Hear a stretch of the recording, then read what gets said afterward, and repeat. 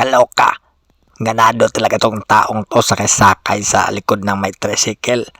Ayan o. Kasi pangin-hangin daw. Masarap daw kasi. Ayan, mahangin sa labas. Okay, shoutout nga pala doon sa mga kolerit na tricycle driver sa amin. Yung green, go. Yung red, go. Yung dilaw, hurry up. Ay nako. Walang stop sa kanila. Kolerit talaga. Kaya ayaw ko sanang sumakay ng tricycle. Kaso kailangan. Kasi may kasama ako. Ay nako.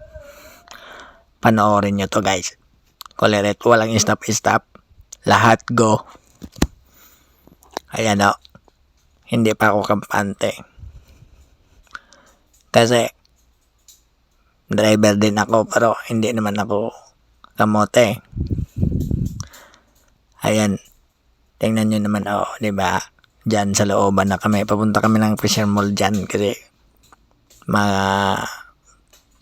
bibili kami ng isda.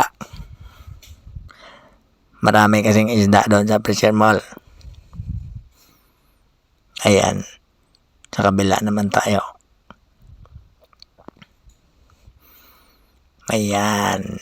Kalirit ang init talaga dyan. Nasusunog na yung balat ko. Grabe. Ayan. Malapit na kami dyan. Kalirit. Ayan. May dumaan. Yan na guys. Hanggang dito na lang yung video ko. Salamat nga pala sa nanonood. At nag-subscribe. Sana patuloy pa kayong manood. Ay nako. Salamat talaga. Ay baba na ako. Aray.